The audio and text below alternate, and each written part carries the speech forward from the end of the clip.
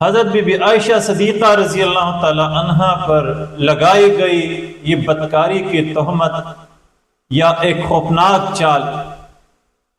عبداللہ ابن ابی رئیس المنافقین کے کردار کو اگر دیکھا جائے اور اسی بہتان ترازی کو دیکھا جائے، پروپیگنڈے کو دیکھا جائے اور اس کے پیچھے عزائم اور مقاصد کو دیکھا جائے، تو ایک بڑی مقصد ان کی یہ تھی کہ اسلام کا جو سب سے بڑا اخلاقی معیار ہے، بلند مینار ہے، اس کو گرایا جائے، اس کو مشکوک بنایا جائے۔ اور یہ رسول اللہ صلی اللہ علیہ وسلم کی عزت پر حملہ تھا، آپ کے اخلاق اور کردار پر بھی حملہ تھا، کیونکہ قرآن مجید کی حکم کے مطابق کہ الخبیثات للخبیثین والطیبات للطیبین، کہ پاک لوگوں کے لیے پاک ہے اور ناپاک لوگوں کے لیے ناپاک ہے، اسی قرآنی حکم کے مطابق اگر بی بی عائشہ صدیقہ رضی اللہ تعالی عنہا کی کردار کو داغدار بنانے میں یہ منافقین کامیاب ہو جاتے تو پھر لوگوں میں یہ بات بھی مشہور کراتے کہ دیکھیں یہ بی بی عائشہ کس شخصیت کی بیٹی ہے، وہ حضرت ابو بکر صدیق رضی اللہ تعالیٰ عنہ کی بیٹی ہے، تو اس کی تربیت پر اور ابو بکر رضی اللہ تعالیٰ عنہ کی کردار پر بھی سوال اٹھاتے، پھر لوگوں کے دلوں میں یہ شکوک اور شبہات بھی ڈالتے کہ جب بی بی عائشہ صدیقہ رضی اللہ تعالی عنہا کی نعوذ باللہ کردار ٹھیک نہیں ہے تو بد کردار لوگوں کی قرآنی حکم کے مطابق رشتے بھی ناپاک لوگوں کے ساتھ ہوتے ہیں، تو نعوذ باللہ یہ رسول اللہ صلی اللہ علیہ وسلم کی کردار پر بھی پھر سوالات اٹھاتے تھے، آپ کے اخلاق پر بھی سوالات اٹھاتے۔ خلاصہ یہ کہ عبداللہ ابن ابی منافقین کی یہ سازش بی بی عائشہ صدیقہ رضی اللہ تعالیٰ عنہ کے خلاف لگائی گئی یہ کردار، یہ تہمت بدکاری کی، اور اس میں بڑھ چڑھ کر حصہ لینا، ان کا سب سے بڑا مقصد یہ تھا کہ ان پاک نفوس کو، ان کے کردار کو حضرت بی بی عائشہ صدیقہ رضی اللہ تعالیٰ عنہ، حضرت ابو بکر صدیق رضی اللہ تعالیٰ عنہ اور رسول اللہ صلی اللہ علیہ وآلہ وسلم کے کردار کو مشکوک بنایا جائے اور اس پر سوالات اٹھائی جائے۔ دوسرا ان کا سب سے بڑا مقصد یہ تھا کہ اسی کے ذریعے سے وہ مہاجرین اور انصار کو آپس میں لڑائے، ان کو تباہ و برباد کرے،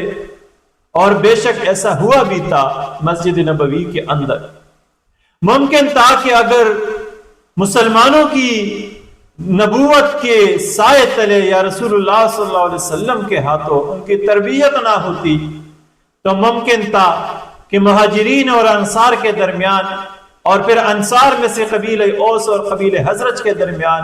لڑائی چلتی، لوگوں کے جانوں کا ضیاع ہوتا،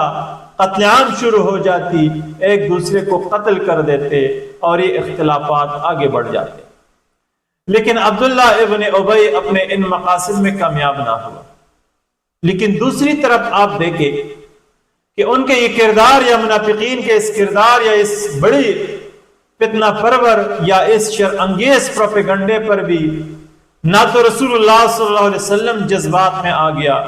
نہ صحابہ کرام اور نہ آسمانی احکامات میں اسی طرح کی کوئی جھلک ہمیں نظر آتی ہے سورہ نور کے نزول کے بعد قرآن مجید کو دیکھتے ہوئے۔ بلکہ آپ دیکھیں اسی حالات میں کہ اللہ تعالیٰ جل شانہ بھی اگر قرآن مجید میں سورہ نور کو نازل فرماتے ہیں اور اس میں حضرت بی بی عائشہ صدیقہ رضی اللہ تعالیٰ عنہ کی برات بیان فرماتے ہیں، وہاں پر بھی آپ کو جذباتی الفاظ، وہاں پر آپ کو منافقین کی تحقیر، وہاں پر بھی آپ کو ایسی الفاظ نہیں سامنے نہیں آئیں گے یا نہیں دیکھیں گے آپ جس سے جذبات کا آپ کو اندازہ ہوتے ہیں۔ بلکہ اسی موقع پر بھی جذبات میں آنے کی بجائے مسلمانوں کو مزید مضبوط کراتے ہیں اخلاقی میدان میں، کہ وہ اپنی اخلاقی میدان کو مزید مضبوط کرے تاکہ دشمن اس پر آسانی سے حملہ نہ کر سکے۔ اور اسی طرح کے حالات سے بچنے کے لیے تا قیامت امت کی بیٹیوں کو یہ تعلیم دی گئی ازواج مطہرات کی صورت میں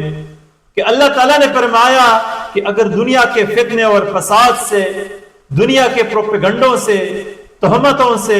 اور بری آنکھوں سے اور بری زبانوں سے آپ خود کو بچنا چاہتے ہیں، وقرن فی بیوتکن، تو اپنے گھروں میں بیٹھی رہیں۔ خواتین کے لیے ان کے پردے کی جگہ، ان کی امن کی جگہ اس کا گھر ہی ہے، تو اپنے گھروں میں بیٹھے رہے اور بغیر ضرورت کے، کسی شرعی ضرورت کے گھروں سے نہ نکلے، محض اپنے گھروں سے باہر نہ نکلے، اور اگر نکلنے کی نوبت بھی آ جائے، ضرورت بھی آ جائے، تو فلا تبرجن تبرج الجاہلیت الاولی، تو بناؤ سنگار کر کے نہ نکلے، ایسی لباس زیب تن نہ کرے، ایسے زیور زیب تن نہ کرے، ایسے برقعے اور پردے اور یہ زیب تن نہ کرے تاکہ آپ لوگوں کی توجہ کا مرکز بنے۔ پہلے تو گھروں میں بیٹھے رہے، اور اگر گھروں سے باہر نکلنے کی ضرورت اور حاجت آ بھی جائے تو ایسی حالت میں نکلے کہ لوگوں کی نظریں یا لوگوں کی جھکاؤ یا لوگوں کی توجہ آپ کی جانب مرکوز نہ ہو جائے، اور آپ ان کی بری نگاہوں سے بچ کے رہیں۔